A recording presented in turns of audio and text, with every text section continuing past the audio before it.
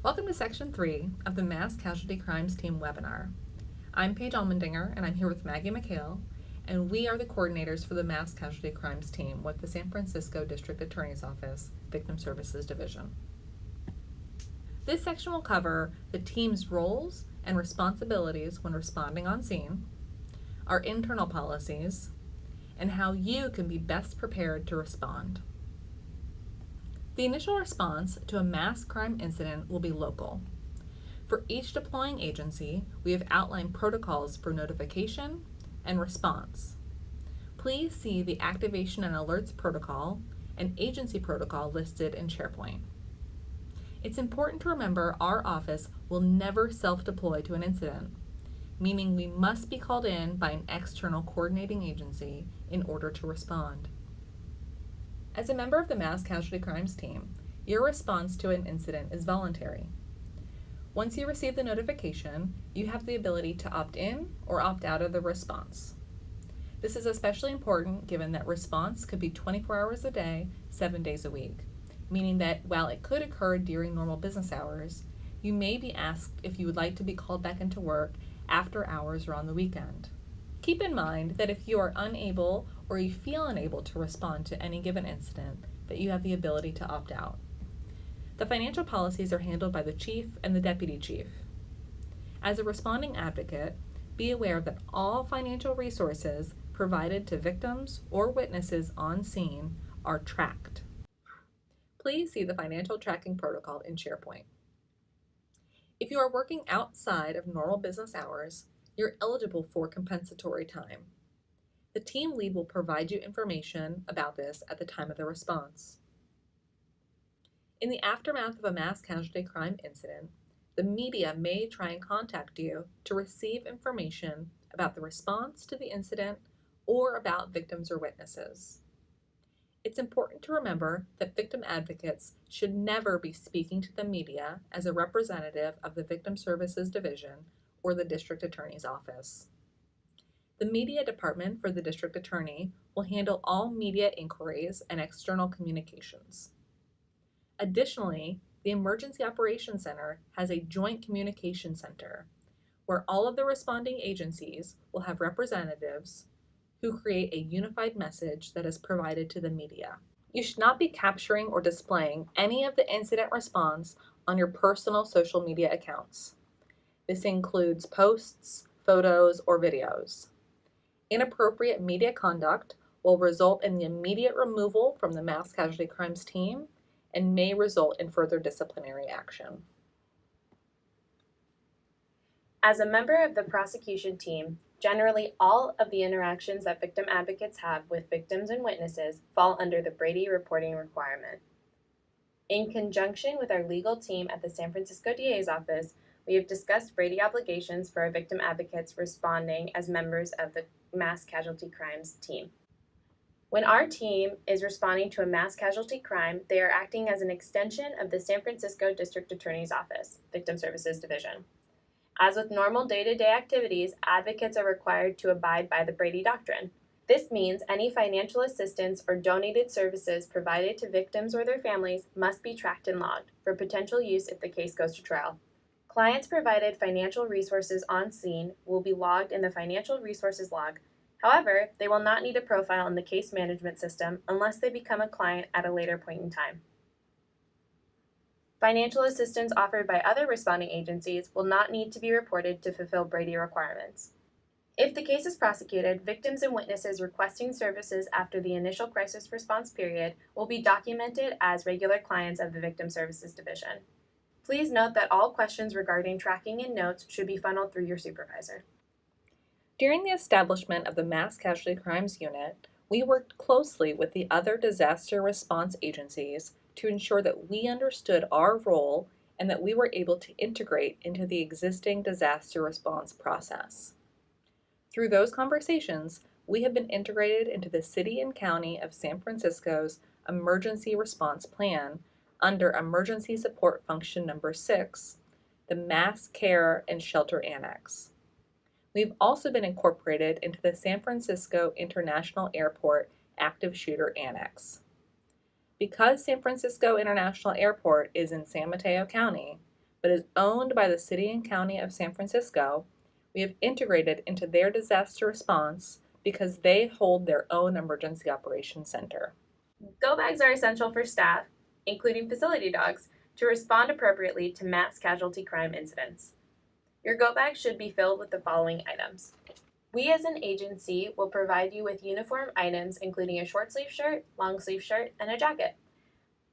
Deployments can last anywhere between 8 to 12 hours, and as many of you know from living in the Bay Area, the temperature can change drastically from noon to 8 p.m. It is important to pack additional weather appropriate gear. Additionally, it is recommended that you keep a pair of flat shoes at the office in case of deployment. We understand that at the Hall of Justice, the work attire may not be the most comfortable clothing to respond and walk around San Francisco in. Some additional items that may be useful in your go bags are a water bottle, pens and a notebook, photocopies of your license, government ID, district attorney's badge, and emergency contact numbers, any medications that you take daily or medications for allergic reactions, snacks. While there may be food provided by other responding agencies, this is never a guarantee, and a cell phone charger. In discussions with partner responding agencies, our team learned that there was no singular agency that was the designated point of contact for each of the agency leads on scene at the Family Resource Centers or the Family Assistance Centers. After discussing it with our partners, it was determined that our office would be the responsible agency for coordinating the agency leads on scene. Once we conferred with the other response agencies, determined our organizational capacity, and analyzed the specialized skill sets and resources that we have, we determined our roles on scene in the short term and in the long term aftermath of a disaster. The following slides will discuss these roles and responsibilities. In the immediate aftermath of a mass casualty crime team members may provide the following services. They may work with victims and witnesses to secure emergency funding or immediate resources. This could be petty cash or gift cards. Helping collect missing persons reports. Conducting intake and triaging needs. Mass casualty crime team members, once they've identified the needs that victims and witnesses may have on scene, will work with the other responding agencies to secure those resources.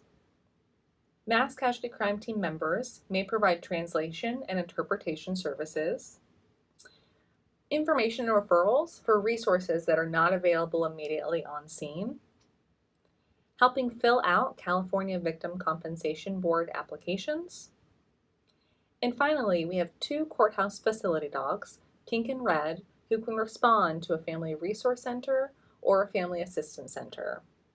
Advocates who are assigned as the handlers for the dogs will solely be responsible for the care of the facility dogs while deployed on scene. Because of the generous grant provided to our office by Cal OES, we were able to purchase iPads. While the primary function of the iPads is to collect missing persons reports and conduct intake and needs assessments, the iPads can also be used for victims and witnesses to mark themselves safe on Facebook or check in on the Red Cross's Safe and Well site. These sites allow them to let their friends and family know that they are safe.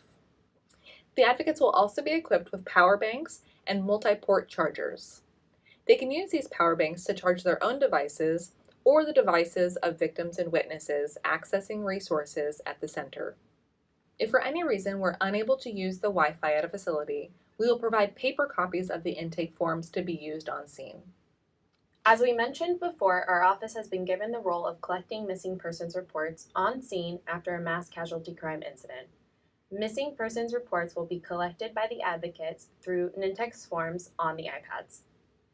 The information collected through these forms will be shared with the Victim Services Division's representative in the Emergency Operations Center. The representative in the Emergency Operations Center will then share this spreadsheet with the Police Department, the San Francisco General Hospital, and the Department of Public Health to assist in patient identification. If the perpetrator of the crime lives and the case is being prosecuted by a local jurisdiction, our office will continue to provide criminal justice support to victims, witnesses, and their families. All of this is contingent on whether or not the incident is taken over by a federal agency. If the incident is deemed a federal crime, there will be a collaboration between the FBI Victim Services and the Victim Services Division of the San Francisco District Attorney's Office in case ongoing case support is needed. Regardless of whether or not the case is prosecuted, the Victim Services Division will help crime victims and their families apply for Cal VCB. Our main function at Family Assistance Centers will be working with victims, their families, and witnesses in applying for Cal VCB. Advocates may also work as navigators, assisting those impacted by the crime navigate the resources available at the Family Assistance Center. Advocates will accompany victims and ensure that they are able to access needed resources and are supported through the process. Our facility dogs will be on hand at Family Assistance Centers to assist victims of the crime, receive resources that they need, and navigate through the Family Assistance Centers. Those acting as handlers will walk around the center and provide facility dog comfort to those who need it. At the time of the incident, the executive team will make decisions on the options available for advocates who responded to the mass casualty crime incident. In order to mitigate burnout, some options that will be provided to advocates will be time off, flex time, comp time, or a change of caseload distribution. This will all be contingent on the deployment length and the capacity of the office. Additionally, employee assistance program services for mental health needs are available for advocates. Please let your supervisor know if you're interested in becoming a member of the Mass Casualty Crimes team. Although this webinar is provided to everyone on staff, we have additional webinars available if you'd like to join the Mass Casualty Crimes team. Please remember to complete the post test and return it to your supervisor.